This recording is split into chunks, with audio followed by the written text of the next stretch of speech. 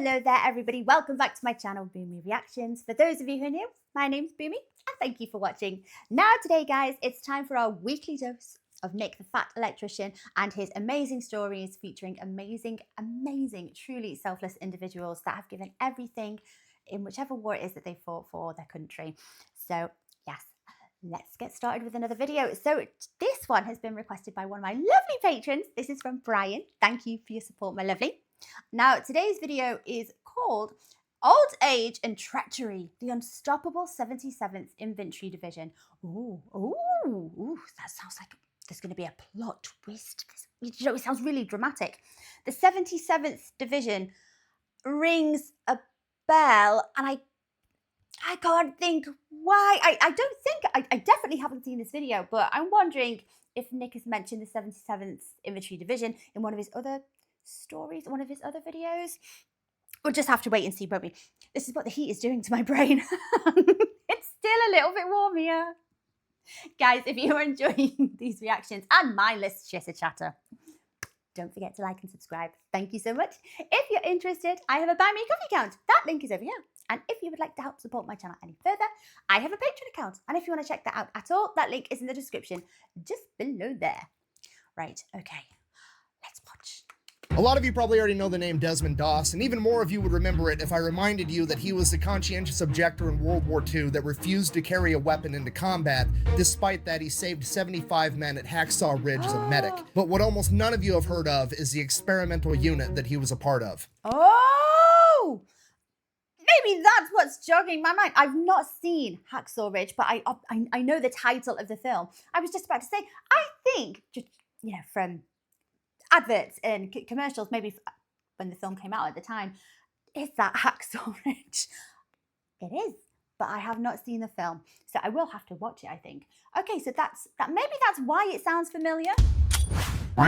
Today we're talking about the 77th Infantry Division, aka the Old Bastards. Ladies and gentlemen, whether you realize it or not, we've all been exposed to the concept that you should never underestimate the old guy because sometimes he just might be a complete badass. Well, yeah, they've got all that life experience.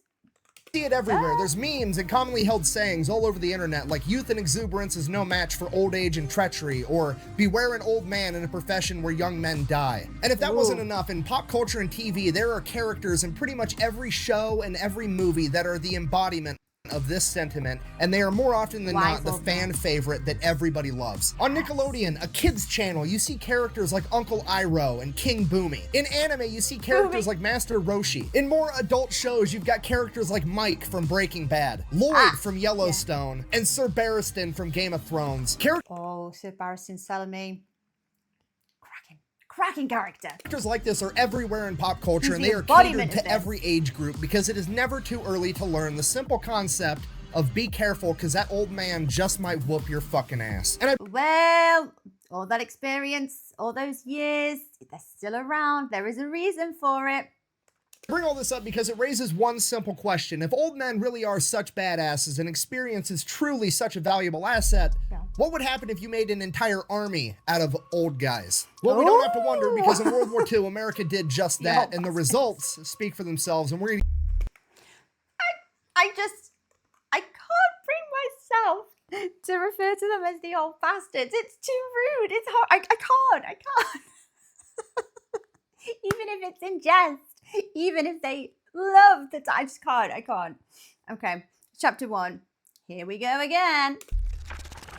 Okay, here's the deal. I've been making pro-American history videos on the internet for about 2 years now, and without fail, every single time I make a video about America and World War II, I get this exact keyboard warrior in the comment section. Buh! America didn't win World War II. They showed up late and tried to take credit for it. Buh! Okay, look, on one hand, I want to get... That sounds like a really old British person that's probably said that. I mean, better late than never. You know, do you know what I mean? Give this a serious answer. There's no American that's saying America won World War II all by themselves. Nobody is saying that. It was a huge team effort by the big three, America, the UK, and the USSR, as well as a bunch of other countries that were occupied or close to being occupied. They all made humongous sacrifices to win World War II. It was a massive team effort. So the alliance. Are there many people out there that are actually saying otherwise? yeah, it is a daft comment. It is absolutely. It's probably a common thing that we hear from our older generations in Britain, and it's a daft thing to say, isn't it? What a stupid thing to say, but it's often said in jest. It's not. I don't think it's really how people feel. There's definitely no hard feelings or anything there, and it's like, you know, there's reasons why countries don't enter wars willy-nilly just on a whim because of this, you know, just for the sheer sake of it. Nobody does that. You actually need a reason to enter this war. You can support being an ally in other ways, but to be drawn into a world war is pretty serious. You know? When an American says America won World War II, they're simply saying the Allied forces won, America is part of the Allied forces, therefore America won. It is a factually correct statement, just like it would also be a factually correct statement to say that the USSR and the UK also won World War II. On the other hand, if we're talking shit, I can do that too, because guess what? When it comes to World Wars, America's the MVP. I hate to break it to you, but let's just face facts here. If World War III breaks out tomorrow and we're picking teams by lining all the countries up on the wall like it's dodgeball and gym class, guess who's getting picked first? America. If you well, yeah, you know, whose side do you want to be on? disagree with that, it's because you're being disingenuous or you're fucking dumb. And the whole America showed up late to World War II thing, look, #1 seed in the tournament gets a bye. Don't hate the player, hate the game. Furthermore, it's not like World War II was on the verge of ending and America popped in at the last second so they could be on the winning team, okay? World War II ended because America came off the fucking top rope with aircraft carriers, Sherman tanks, and atomic bombs. Sorry, I'm getting horribly sidetracked. I apologize. The point I'm trying to get to is that there's a lot of people on the internet that like to say America showed up late to World War II, but the fact of the matter is it's not like America had a choice. That was literally the only option, because in 1939, when World War II kicked off, America didn't really have a military to go fight with. Okay, let me break this down for you. 16 million Americans served in the military in World War II, and at its peak, the US military had 12 million people actively serving in it. In 1939, when World War II started, America's military had 200,000 people in the Army and 100,000 people in the Navy. To put that into perspective, America had the 19th largest military on the planet, and 18th was Portugal, which is approximately the size of Indiana, which is one of America's 50 states. And if you're talking about, you know, the geopolitical climate as well, it's craziness to think that a country just enters a war because of the sheer hell of it. I mean, it's trying to keep the peace with other nations. And there's so many repercussions and consequences that would happen to just announce, oh, we're gonna join into a war, because I suppose the alliance in the European theatre, we're very close geographically to each other. America, you have a completely different geography. You're closer to Japan than all of us. You know, if we're thinking specifically about World War II, there's a lot of reasons why it would not have been in America's best interest to join the war earlier. It was provoked, you know, with Pearl Harbor. America didn't really have much of a choice to join the war. I think for people to say otherwise, I think it's quite blasé, it's quite silly. And if that wasn't bad enough, not only was the American military small, it also just wasn't very good at this point in time either. They were so underfunded that the American military only had 329 light tanks that were outdated and 1,800 aircraft that were also outdated. And so it would have been a huge financial commitment to join the war openly instead of supporting the Allies as well. So that's it. There's so many things to factor into it. If that wasn't bad enough, not only did they not have good equipment, and there wasn't very many of them, they didn't really know how to fight either, because America hadn't revisited its battle doctrine since World War I, meaning the only fight that America knew how to participate in was trench warfare, which was not what World War II was. So if America wants to have a meaningful impact in World War II, they're going to have to rebuild an entire military from the ground up, both physically and conceptually. So the American government and the American military got to work on this right away in 1939, because they knew America was going to have to participate in this war, whether the public wanted to or not. And hint, the American public wanted absolutely nothing to do with World War II from 1939 through 1941. I don't think any nation wants the ramifications of joining war. it's not a decision I think anyone takes lightly, and it shouldn't be, you know? At this point in time, the American public very much viewed World War II as a European conflict that America had no business getting involved with, and they wanted nothing to do with it. Despite that, the United States government started to institute a draft in October of 1940, forcing young men into the military to grow its military size, just in case. Fast forward about a year, December 7th, 1941, a day that will live in infamy. Japan attacks Pearl Harbor, committing the cardinal sin of fucking with America's boats, essentially flipping the American public sentiment of we don't want to be involved to cowabunga it is. In less than 24 hours on December 8th, 1941, the American government, Congress, has officially declared war on Japan. 3 days after that, December 11th, Hitler declares war on America, at which point all of America is pretty much like, I mean, you didn't touch the boats, but fuck it, you can get some too.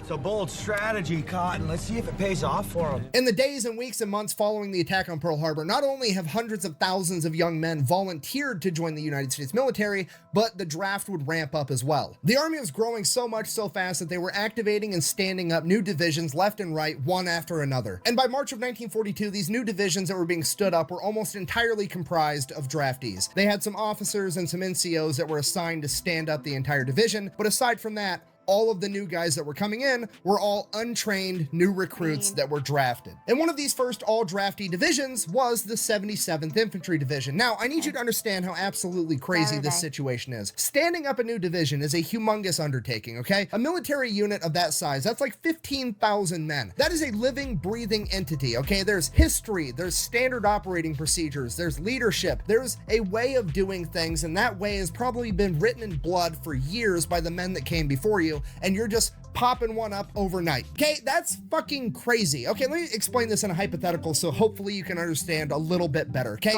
imagine that you showed up to work tomorrow. Let's say that you worked on an assembly line for Ford and you're building F-150s, and you showed I don't think they'd want me there, but sure. up to work and they gave you and a couple of your buddies that you work with keys, and they're like, hey, drive across town. There's a big ass empty building. I need you to go ahead and start another manufacturing plant. There's no machines. Figure out the machines you need, figure out what order they need to go in, figure out the new fucking car that you're gonna build, and figure out all of this shit, how you're gonna pay everybody, taxes, everything. Figure all of it out. By the way, the new workforce is coming in next week. None of them are fucking trained. You have to go ahead and train them on all the shit that you haven't even figured out yourself yet.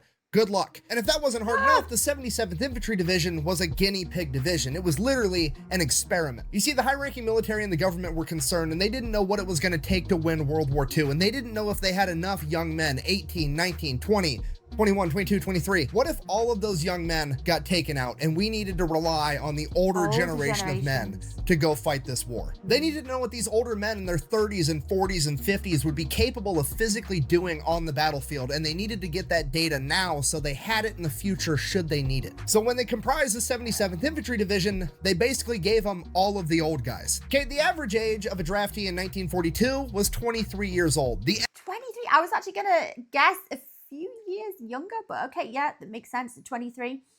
What about the average age of somebody in the 77th ID was 33 years old. And bear in mind, that's the average. The oldest new recruit I could find in the 77th Infantry Division was 53 years old, and he was a World War I veteran. And some of you are probably like, yeah, 53 is pretty old, but 33 isn't that old at all. Why are you making a big deal about this? I think 53 now is maybe the new 43. So we're all healthier, generally. We live longer. So 53, you know, fine. 70, 80 odd years ago, probably would have felt a little bit older, I think. Do you know what I mean? You know what I'm getting at, don't you? Okay, look, as far as joining the military at the age of 33, that's ancient. That's almost unheard of. I mean, think about it. You can join the military at 17 years old, be done, and have 20 years in service with a full pension at 37, 38 years old, and these guys are joining at 33. I mean, when I went through basic and AIT, the oldest guy we had was my buddy Flores. He was 28 years old, and everybody called him Gray Bush the Wise. So the point I'm trying to get across to you is like, yeah, it's really weird to join the military that late in life, but also, it's a good kind of weird, because every person that's been in the military ever, if you came up to them and asked them, hey, if you had to go off to war and you could either go with a platoon of 18-year-old kids or a platoon of 30-year-old men, everybody's picking the 30-year-old men I'm going with the 30-year-olds. It's no disrespect at all, but there's a different mentality, isn't there? There's years worth more of life experience, and I don't know, your priorities change as you get older. So I get it. 100% of the time. Because you gotta realize, was when these 28 and he 18, called him 19, 20-year-old new recruits are coming in Greybush. for training, half the battle is having the army, the drill instructors, come in and teach these kids all the life lessons that mommy and daddy never got around to while they were growing up as kids. They don't have to do that with a bunch of 30-year-old men. These guys have been out in the real world for 15 years getting their asses whooped by life and eating shit sandwiches. They're already with the program. Back to base. So the 77th ID shows up to Fort Jackson, South Carolina for basic training. That's 16 weeks and then another 12 weeks for their advanced training, which for most of them is just going to be infantry. And they absolutely crush it. They show up and there's very little like disciplinary or life lessons being handed out by the drill sergeants because, well, they're older than most of the drill sergeants. It's literally a bunch of middle-aged men showing up being like, okay, I'm here, show me what I gotta do to not die. And then whenever somebody was being an asshole, they would police themselves. Like one of the new recruits is being a dick, all the other new recruits would handle that issue internally before it even got to the drill sergeants. Oh my gosh, you can imagine, can't you? They're expecting quite a high level of respect in them for a newbie to come along and start being a bit gobby. I imagine the the more senior of the platoon, the more senior of the men are very quick to turn around and just be like, shut up, show respect, zip it.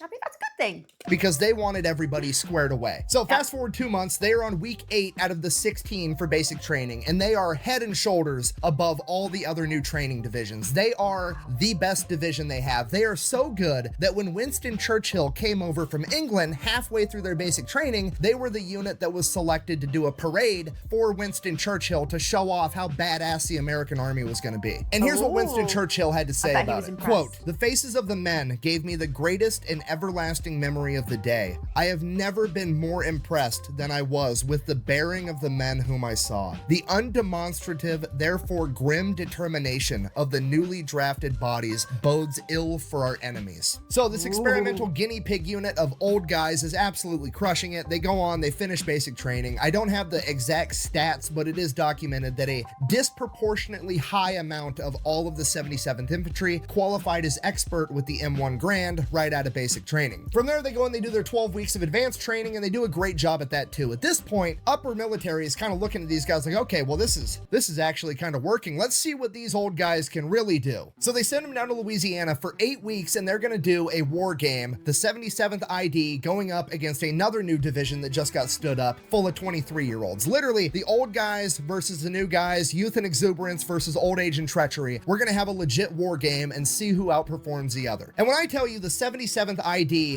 whooped that other division's fucking ass, it is a complete understatement. So I'm gonna hazard a guess as to how this may be played out with the age differences.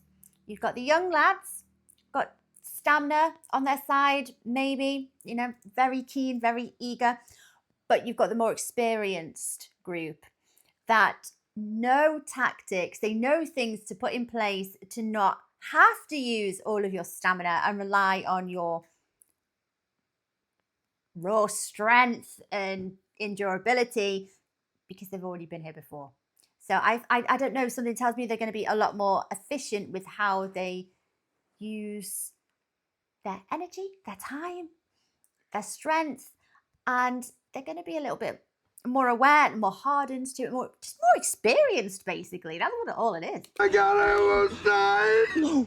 I almost died. I was so scared. Okay, now at this point, it's winter in Louisiana. It's going to be cold at night, especially considering they're not allowed to have tents and they're not allowed to have fires. They're just out there sleeping on the ground for 2 months doing this war game, going force against force. So, naturally, the 77th ID wants to play the mental warfare game and ruin it right out of the gate for these young kids. So, bearing in mind that it's winter and everybody's going to be cold at night, the 77th launches a bunch of very aggressive ambush attacks, basically pinning the other force between them and a river, and they just keep advancing closer closer and closer until the other division is forced to cross the river on foot, getting all of their shit completely soaked. Okay, and some of you are probably like, oh, they got a little bit wet. Who cares? Trust me, if you were living outside for 2 months and every possession that you owned to your name was on your back in a backpack and you weren't allowed to have a tent or fire to dry your clothes and all your shit just got soaked, you would care. Okay, there's nothing. And even just you getting wet and you still have to carry on. It's uncomfortable. And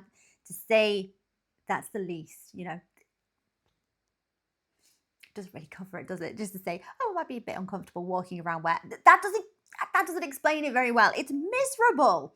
And it hurts, and you're gonna get blisters, and worse than walking around for 16 hours holding a gun with a heavy backpack on, and the only comfort you get at the end of the day is some dehydrated food and the opportunity to change out your wet socks for more wet socks. Okay, whether you believe me or not, I just need you to trust me, it's gonna take a mental toll on some 18, 19, 20-year-old kids, believe me. And from there, it only gets like 1,000 times worse. I keep reiterating this, but you gotta remember, these are middle-aged men, okay? These are dudes that are working construction jobs in the 1940s before OSHA was around, walking around on I-beams with no harnesses, eating lunch, and nobody gives a shit. You got dudes that were working in offices before they had an HR department. Okay, these guys are bringing so much workplace pranks and tomfoolery to the table. These 20-year-olds aren't gonna know what hit them. So one of the big things the 77th does is they start pretending to be in this other division at night. Like they'll roll up at night, there's like one guy left awake, you know, pulling guard duty, whatever. They'll roll up to him and be like, hey, Commander so-and-so, whatever the fuck, said I need to take this Jeep and go take it over to HQ, blah, blah, blah. And he's, oh, okay, cool.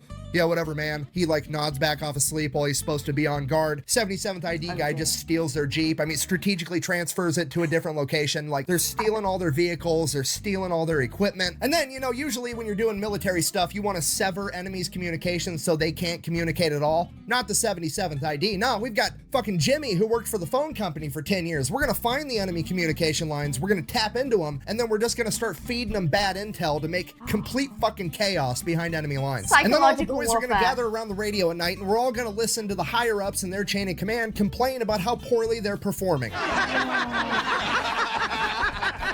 At the conclusion of this war game, the 77th ID has just completely outclassed this other division full of young men, and it really starts raising some eyebrows because now people really want to know what these old guys are physically capable of doing. This is like the older kids picking on the young ones that get a bit cocky and think they're, you know, oh, they're bee's knees. No, these are the mean older kids. Right, chapter 3. Camp Hideout?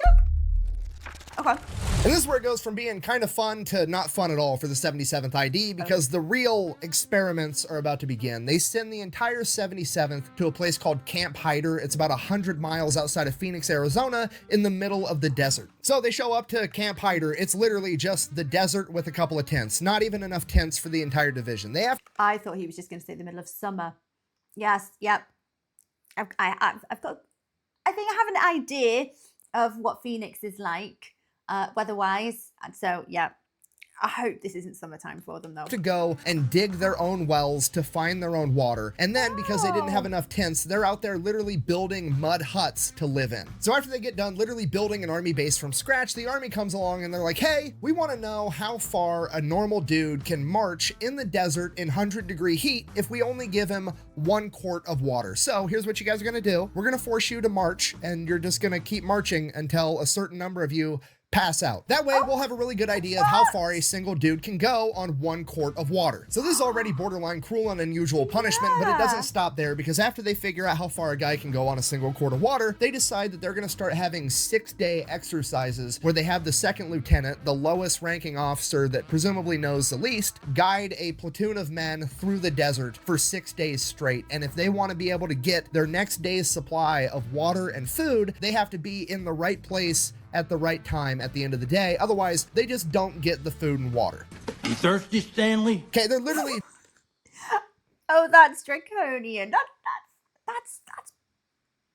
brutal. Doing some Hunger Games shit with their own troops. And for those of you that don't know, it's literally a running joke in the military that lieutenants suck at land navigation and always get lost. There's literally men that die from exposure and dehydration during this period at Camp Hyder from the 77th Infantry Division. And this goes on for 6 months that the 77th is out in the middle of the desert having experiments run on them. And after that 6-month period came to an end and they got orders saying they were going to move on to some other type of training, they decided that in true military fashion, they were going to put this behind them by utilizing a dark sense of humor. The joke was that their time in the desert was just as shitty as actually going to war, so they came up with their own medal, the Hyder Campaign Medal, to commemorate their time in the desert, that they would all wear on their uniforms as a joke. The ribbon of the medal was made out of a piece of sandpaper, and the medal itself was a broken thermometer. And to absolutely nobody's surprise, the War Department decided that they were not going to officially recognize the Hyder Campaign Medal. Regardless, the entire unit is now being shipped back over to Pennsylvania, where they are going to have 1 month of advanced rifle marksmanship training, despite the fact that most of them already qualified as expert. So they go,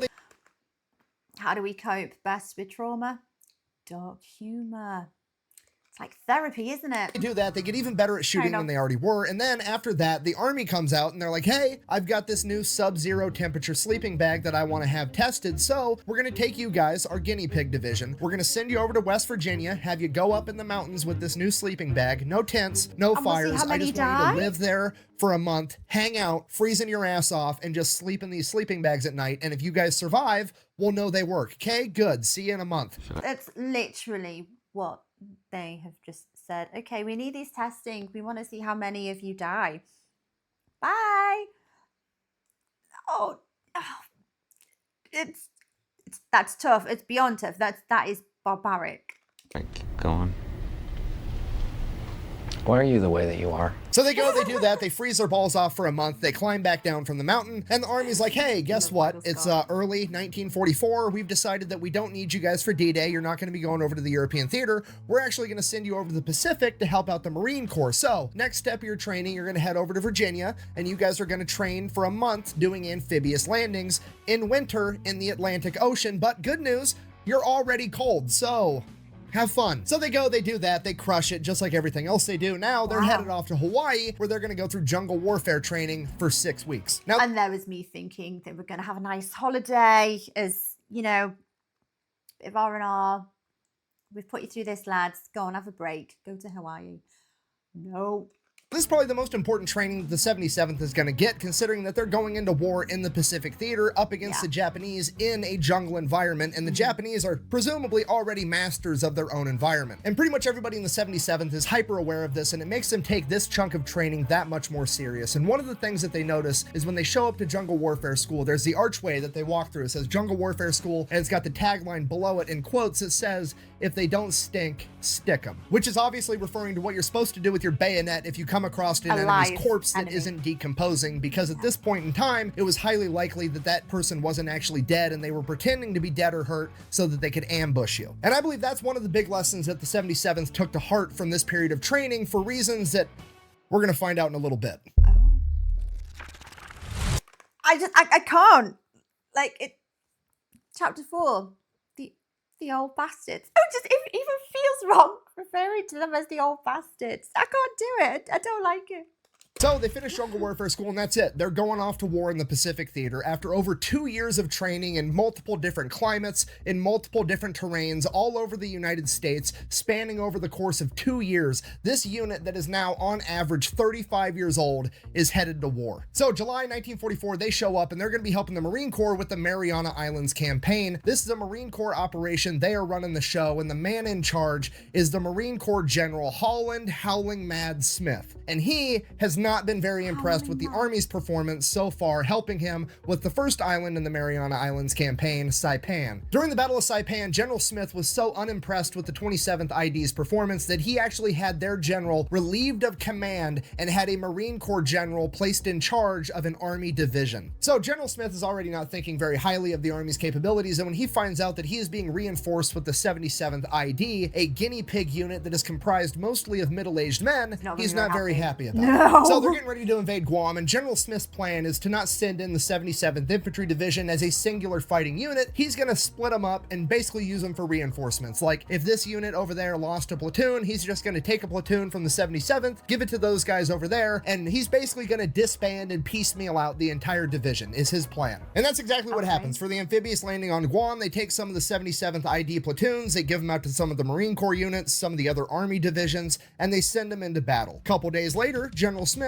wondering how the old guys are doing, writes out to his commanders like, hey, how are these old guys performing? Can we use more of them? What's the deal? And to General Smith's surprise, according to all of his leaders in the field, these old dudes can throw down. They're absolutely awesome. A Marine battalion commander even went so far as to say, and I quote, "There is no doubt in our minds that the 77th were good people to have alongside in a fight. As a result, we started referring to them as the 77th Marine Division." Okay, full stop. I need you guys to really appreciate I think that's a compliment coming from these. what just got said here. Okay, the Marine Corps, I love them, but they're not good at a whole lot. Really, if I were the commander-in-chief, I wouldn't call up the Marine Corps unless I wanted something dead, broken, or pregnant. That's really where they shine. That's their wheelhouse. You want to know what the Marines aren't good at? Giving compliments to other people. They're not about it, okay? So for the Marine Corps to look over at the 77th ID guys, a bunch of middle-aged Army dudes killing people in battle, and go, "You're one of us." That's the best compliment the Marines know how to give, okay? Yeah. It's Yeah, a that's what I huge was deal. thinking. This is the equivalent of the Jedi Council giving you a seat on the council and giving you the rank of master. This is unprecedented. Allow this appointment lightly. The council does not. You're on this council. We grant you the rank of master. What? Take a seat, Master Skywalker. What? So when General Howling Mad Smith reads this, he's like, damn, okay, well, if one of my battalion commanders thinks that these are Marines, I'm going to treat them like Marines. I'm not piecing out the 77th Infantry Division one platoon at a time anymore. I'm going to send in the entire division on the Marines' right flank. So pretty much immediately, the entire 77th Infantry Division is sent in, and they make an amphibious landing on the beach on the Marines' right flank. 15,000 middle-aged men from the East Coast rolling up in amphibious tractors, getting out with M1 Grands and Tommy guns, ready to fuck shit up. This is the metaphorical equivalent of dad getting home from work. The Japanese just don't know it yet. And this Fake that energy. amphibious landing and their movement up the beach and into battle was absolutely textbook. It was the epitome of slow is smooth and smooth is fast. It was the least chaotic amphibious landing anybody had ever seen. And as all this is going on, the Navy and some seagoing Marines are watching this amphibious landing take place, and a seagoing Marine famously says, "Would you look at those old bastards go," officially christening them with their new nickname, the Old Bastards. Now, I know it's a title that I just... Oh, the good old bastards. Now, the Battle of Guam rages on for about 2 more weeks until the island is secured on August 10th, 1944, and at the conclusion of this battle, it becomes clear to absolutely everyone, including General Howling Mad Smith, that his battalion commander was correct about the 77th Infantry Division. Because over the past 2 weeks of the Battle of Guam, the Old Bastards have racked up 2,741 confirmed kills and sustained only 248 in return. Okay, that is a ratio of 11 to 1 going up against an enemy that has home field advantage and the luxury of playing defense from fortified machine gun positions, which is absolutely insane. And with a performance like that, their new monikers of the Old Bastards and the 77th Marines are pretty much set in stone, with even General Holland Howling Mad Smith himself referring to them as such. Because of their incredible performance at Guam, they are then given some rest and relaxation in New Caledonia, so they hop in the boats and head there immediately. They get about halfway there, and then the big green weenie strikes. Change of plans, no more R&R. We're going to turn the boats around and head straight over to the Philippines, because in Leyte, MacArthur has 4 divisions, and they are completely stalled out, and they need the Old Bastards' help. Now, the Japanese government has pretty much come out and said that they are going to make the Battle of Leyte a decisive battle for this war, and for that reason, they are throwing all the resources and manpower they have to win this battle against America and not lose this island. And up until this point, they're doing a great job. And then the 77th showed up. They show up to Leyte Thanksgiving Day 1944 with the energy of dad didn't get to take his nap and now it's gonna be fucking everybody's problem. Okay, oversimplified version of what's going on here. The Americans have one half of the island, the Japanese have the other. The Americans are getting resupplied on their back end, and the Japanese are getting resupplied on their back end from a place called Ormoc Bay. So the 77th Infantry is like, that's fine, hear me out. We'll hop in the boats, we'll drive around Leyte, make an amphibious landing, and we'll take over Ormoc Bay. Come cut off their supplies, game over, we win. To which the chain of command is like, that's absolutely crazy. You're going to be outnumbered 3-1 and we're not going to be able to get you any more supplies. To which the 77th is like, that's fine. We'll just bring some supplies with us and then we'll steal all the enemy shit. And as far as being outnumbered 3-1, we've been hanging out with the Marines this entire time. And if they've taught us anything, that's just a target-rich environment. Let's fucking run it. So, Target-rich environment. Oh. Well, you know, 11-1, wasn't it earlier? I think every one of these old bastards is thinking, we'll take those odds. We like it. fast forward a couple of days, December 7th, the 77th ID makes an amphibious landing in Ormoc Bay. They catch the Japanese completely off guard, take over the entire thing, get their entire division into the bay in 35 minutes. Then they start bringing in artillery and M10 tank destroyers. So they get everything squared away. They establish a defensive perimeter, also known as a beachhead. Then first thing tomorrow, bright and early, they're going to start kicking ass, right? Right, everything's great. Couple hours later, guess who shows up? A Japanese landing ship full of Japanese troops, not having gotten the memo that America runs Ormoc Bay now. So the old bastards, under the cover of night, aim all of the artillery and the M10 tank destroyer at this ship as it gets closer and closer, getting ready to offload its barges full of troops and more supplies. The ship gets as close as it's gonna get, it sends out its first barge, and the old bastards just wait patiently as the barge gets closer and closer, and as it gets within 50 feet of them, they open fire with the 50 caliber machine guns, pretty much sinking it immediately, as the man on top of the M10 tank destroyer yells out,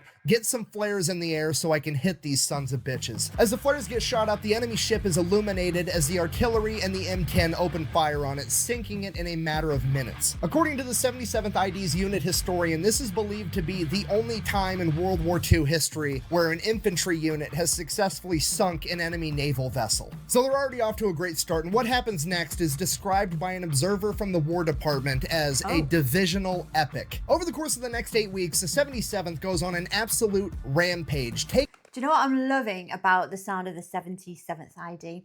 It's the confidence. That's what it is. That dad confidence, dad energy. Taking over 3 cities, an airfield, and securing 43 miles of main supply chain roads, okay? It's not a big island. There's not that many roads. They've basically taken over all of them. And the entire time they're doing this, they are acquiring enemy supplies. Everything from food to vehicles, and anything they don't use, they destroy. And they're not just out there stealing all the enemy shit. They're out there giving out death certificates like they're Oprah Winfrey giving out cars, because during this period, they are credited with 19,456 confirmed kills. In return, they suffered 543 Americans killed in action. That's a lot. I'm not trying to diminish that in any way, but it needs to be said that that is a 36-to-1 ratio, okay? 19,000 to 500 is an ass whooping and a half, and this would be studied at Fort Benning by the Advanced Officers Training Program for the next 40 years on how to conduct a clinical textbook level ass whooping. It's 500 American losses. It is lives lost, but compared to 19,000, yep, it's like Nick said, that's an absolute ass whooping, isn't it? 2-month-long rampage would bring an end to the Battle of Leyte, with America securing the island, and the 77th would immediately be shipped over to begin preparations for the Battle of Okinawa. So they get to the staging area for the Battle of Okinawa, at which point they are informed that there is a small island chain known as the Karamaretto Islands. It is 15 miles off the coast of Okinawa, and the chain of command believes that they are going to be of strategic importance, and the 77th has to go clear them out. Now, the Karamaretto Islands is made up of 4 main islands, and the old bastards decide that they're going to take all 4 of them at once because apparently they're in a hurry. So that's what they do. They launch an amphibious landing on all 4 islands at the exact same time. Some of the islands they take over with 0 resistance whatsoever, and the other islands they face very, very little resistance. And for a second, it was so easy that they were kind of thinking maybe they just wasted a bunch of time and resources capturing these islands anyways, but upon further investigation, what they found was a fleet of 360 hastily made boats that were filled to the brim with explosives that the Japanese were going to use in a kamikaze-style attack, but instead of planes, they were going to be driving explosive boats directly into American ships during the main invasion of Okinawa. So being able to prevent the enemy from using these weapons during the invasion of Okinawa made this entire mission completely worth it. definitely. Fast forward a couple of days, April 1st, 1945, Easter Sunday, the Battle of Okinawa begins. It is 2 Marine divisions and 4 Army divisions making the initial landing, and the 77th is not one of them. They are being held back in reserve. And just to be clear, they're not being held in reserve because the chain of command thinks that they're the second string backup guys. They're being held in reserve because they have the reputation of being the problem solvers, and they want to save the 77th until they diagnose where the real problem's at, and they're going to send the 77th in then. Pretty much. Okay, that makes sense. That makes sense. Immediately after the invasion of Okinawa, it becomes very clear to the chain of command that they missed a nearby airfield. There is a small island neighboring Okinawa known as Lishima, and on that island there is a Japanese airfield, and that airfield needs to go away. Problem is, that airfield is being guarded by 5,000 Japanese soldiers that are very well dug in, and they are not about to give up without a fight. So they send in the 77th. The old bastards make quick work of it, securing the entire island of Lishima in 6 days, with none of the Japanese willing to surrender. Virtually all of them were killed in combat, approximately 5,000 enemy soldiers, with the 77th losing 258 men in return. And while the old bastards are securing Lishima, the Battle of Okinawa is still raging on. It is one of the bloodiest, most hard-fought battles in American history. The island is being guarded by over 100,000 Japanese soldiers, with hundreds of heavy artillery pieces, thousands of mortar positions, and fortified machine gun positions. They have the high ground and they have underground tunnel networks. This entire battle is a fucking meat grinder. The entire island of Okinawa is an enormous problem and nobody is having a good time, but one of the most problematic areas is a 100-foot high cliff face where the 96th Infantry Division has been absolutely shredded. This place is known as the Escarpment, or as it would later become known as Hacksaw Ridge. The old bastards are being sent in to do what the 96th Infantry Division couldn't pull off. As they show up, they send 2 battalions up the 100-foot high cliff face to engage the enemy. The Japanese drove both battalions back, forcing all of them to retreat. All of them except for one. One of the youngest old bastards, a 26-year-old medic by the name of Desmond Doss. And Desmond Doss is the chap that's played by Andrew Garfield, is that right? Again, I haven't seen the film, but I think I'm gonna go away and check it out now. Who was unique in that he refused to carry a weapon into battle because he was a conscientious objector that didn't want to hurt anybody. He only wanted to save people. He stayed up top while everybody else retreated, and while evading the enemy, he managed to go around and find wounded Americans and begin lowering them down the cliff face all through the remainder of that day and all through the night. By the next morning, he had single-handedly lowered 75 men down a 100-foot cliff face, saving all of them. The next day, the 77th would attack again, this time sending up 1 battalion to engage the enemy and the other battalion out and around the side to flank them. During this battle, Desmond Doss would become mortally wounded by grenade shrapnel and sniper fire. While wounded, he continued to insist that the other medics and litter bearers continue to save other men rather than himself. The old bastards would finally take the ridge, killing over 3,500 Japanese soldiers and losing over 600 men of their own. But Desmond Doss wasn't a part of the 77th, was he? He was Nick did mention earlier, but he's not part of the 77th. Amongst them was not Desmond Doss. The men of the 77th got Doss evacuated in time. He would survive and eventually go on to be awarded the Medal of Honor for his actions at Hacksaw Ridge. But as his journey in World War II came to an end, the old bastard still had work to do. Now the 77th is going to be sent to capture Shiri Castle, but in order to do that, they have to punch through the Shiri Line, which is essentially a natural wall of hills and cliffs, and on top of them is 50,000 Japanese soldiers manning fortified machine gun positions with overlapping fields of fire. At this point, almost all of the American forces are stopped in their tracks somewhere along this line. 2 Marine divisions and another Army division, both stuck, unable to penetrate through. The spot where the 77th have to break through to get to Shiri Castle is approximately half a mile wide and 2 miles in length. It takes them 32 days of constant fighting to clear that 2 miles. During those 32 days and in that single plot of land, the Japanese forces suffered 14,000 men killed in action. All of the American divisions managed to break through the Shiri Line around the same time, and the Battle of Okinawa would rage on for a little bit longer, but the Shiri Line breaking was the last major defensive maneuver that the Japanese were able to do. Everything after that was small-scale skirmishes, and this would rapidly bring about an end to the Battle of Okinawa. After Okinawa had been secured, the 77th would receive word that they are to be shipped back to the Philippines, where they are going to be retooled, refitted, and receive a bunch of new guys to replace the men that they had lost, and they are going to be the only combat unit that was present in the Battle of Okinawa that is also to partake in the first wave of the invasion of mainland Japan, which is probably the shittiest compliment imaginable. Hey, you guys did such a great job that you get to do it again. Luckily, however, after arriving to the Philippine island of Cebu, the 77th ID would receive word that America had utilized a new type of weapon by dropping an atomic bomb on Hiroshima and Nagasaki, forcing the Japanese to surrender, and they would not have to go and invade the mainland of Japan. Oh my gosh. Okay, yeah, that is the worst, isn't it? You did such a great job. We're going to send you out to do it all over again. Did they at least get a little bit of R&R in between, a little bit of a break? Okay, but there wasn't an invasion of mainland Japan anyway, because, right, okay, chapter 8, it's time to go home.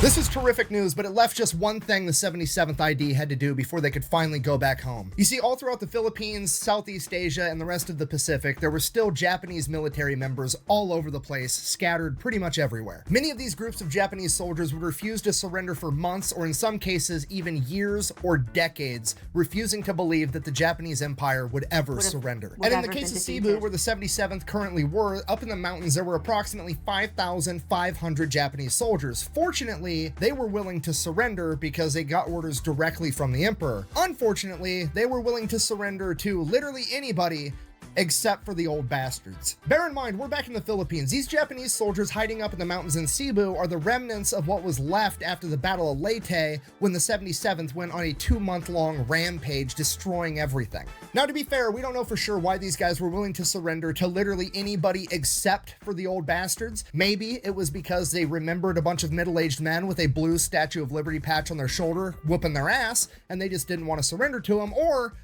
I have an alternative theory. You see, along this entire journey, I can't wait to hear this theory that they would surrender to absolutely anyone else other than the 77th.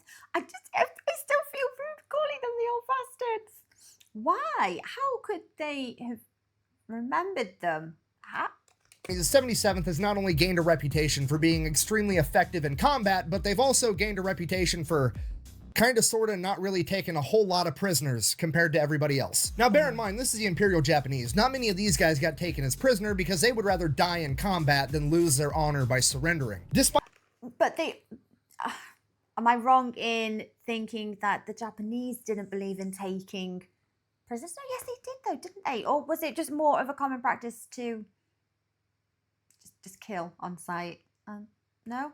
Despite that, out of all the POWs that were taken, the 77th somehow managed to take on the least. You know what? Let me just read you guys the stats and you can come to your own conclusions. Okay. For all of the Pacific theater across all branches of the U.S. military, approximately 50,000 Japanese POWs were taken. That is a ratio of 44-1. For every 45 enemy soldiers that the American forces came up against, 44 of them were killed in action and 1 was taken prisoner. The 77th Infantry Division, on the other hand, only managed to take 358 POWs, which is a ratio of 122-1. And it gets way worse if you want to talk about the Battle of Okinawa in particular. During the Battle of Okinawa, all of the US forces combined took a total of 10,801 Japanese prisoners of war. That is a 10-1 ratio. Of those 10,801 POWs taken by the US forces at the Battle of Okinawa, the 77th ID was responsible for 58 of them at a ratio of 278-1 compared to the U.S. Armed Forces ratio of 10-1. Okay, now to be completely honest, is that a reflection on everyone else not really trusting them with POWs? Or what is that? But with the Japanese soldiers' mentality of, I would rather die than you taking me as a prisoner, maybe that factors into it. Maybe that's why the 77th didn't take that many prisoners. Okay, no. Sure. Honest, I have no idea why it's like that. Perhaps it's because the old bastards displayed exceptional rifle marksmanship. Maybe it's the fact that they took the jungle warfare lesson of if they don't stink, stick them to heart, and they followed through with that throughout the entire war. Either way, the fact of the matter is they've developed the reputation that they don't really take prisoners, and now there's 5,500 Japanese soldiers hiding up in the mountains that are too scared to surrender to the 77th ID, and they need them to surrender so that they can finally go home and mow their lawn after like 4 years. You always start before everyone wakes up, including roosters. What the? Hey, shut up! You shut up! So the leadership of the 77th sends it up the chain of command, hey, you're going to have to get some other unit out here to accept this surrender because they're willing to surrender to anybody except for us. To which the big army is like, just fucking figure it out. No, I'm not sending another group of guys out there. Get them to surrender one way or the other, make it happen, chop chop, hurry up. Now, the obvious answer is to just practice classic American diplomacy where you show up with a gun and a sandwich and ask them which one they would prefer and let them know that both is an option. The old bastards, on the other hand, have an even better idea. They are going to close this saga out the same way they opened it up by pulling some schoolyard bullshit and tomfoolery. So here's what they come up with. A lot of the new reinforcements that they were getting weren't old guys anymore. It was just whoever the army had. So it was 18, 19, 20-year-old kids. So they took them, had them take the blue Statue of Liberty 77th ID patches off their uniform, and they're going to send them up the mountain, have the Japanese surrender to them, separate them from their guns right there, and march them down the mountain. So that's exactly what happens. They start marching the Japanese down the mountain. Japanese are happy because they've gotten to surrender to literally anybody except the old guys with the blue Statue of Liberty patch on their shoulder. And then they get to the bottom of the mountain where there's a bunch of old guys with the Statue of Liberty patch on their shoulder. So the Japanese promptly shit. They've been tricked. Their pants, thinking that they're all about to die, at which point the 77th is like, look, calm down. We don't care. We're not going to hurt you. I just need you guys to get on the boats so we can ship you off to wherever the army wants you so that we can then get on our boats and we can go home because we're sick of this shit. And that's what happens. That's it. The 77th goes back home. The unit gets deactivated and everybody lives happily ever after. So in conclusion, that is the story of the 77th Infantry Division, aka the Old Bastards. A bunch of middle-aged men originally seen as nothing more than a bunch of guinea pigs whose only meaningful contribution to the war effort could be to collect data points and run experiments on that would somehow go on to become one of the most effective fighting forces the world had ever seen. They saw combat in the Pacific Theater for 11 months, and during that time, they would lose 2,100 men, but for every old bastard that fell on the battlefield, he would take with him 22 enemies. The 77th was credited with 43,651 confirmed kills during this time period. They were the busiest army division in the Pacific Theater, and they were the only army division that was declared to be Marines by the Marine Corps. For this, the members of the 77th were awarded 6 Medals of Honor, 19 Distinguished Service Crosses, 2 Distinguished Service Medals, 335 Silver Stars, 22 Legions of Merit, 25 Soldier Medals, 4,433 Bronze Stars, and 16 Distinguished Unit Citations. Thank you for watching. Best way to support the channel is go buy some merch over at thefatelectrician.com. Quack bang, out.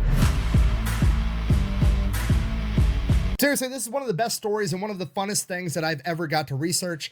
That being said, for some reason, once I found out that pretty much all these guys were from the East Coast, the only thing I could picture in my head was that all 15,000 of these dudes were rich high. You know, angry cops here from YouTube. It's one of the most terrifying thoughts I've ever had in my entire life. Just 15,000 angry drill sergeants storming up the beach.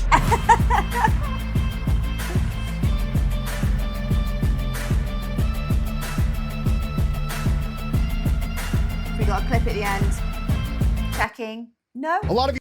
No more clips. Do you know, the funniest thing about that is that they were kind of declared and welcomed into the Marines by the Marines themselves. So that's a compliment in itself, like Nick said. Amazing. Highly decorated. There's so many awards and so many medals there. Okay. Just, they're badasses, aren't they? I'm not comfortable calling these chaps the old bastards. Every time I say it, it sounds like I'm offending somebody. Maybe they're proud of that title. You wear it as a badge of honor. Yes, I'm old. Well, they're not old, are they? It's not really considered old these days, but I suppose considering the average age of your fresh recruit. Bless them. Just absolute dad energy, badassery going on there. I love it. So thank you, Brian, for requesting this video. I hope you enjoyed watching along with me, guys. Take care of yourselves, and I will see you next time. Bye-bye.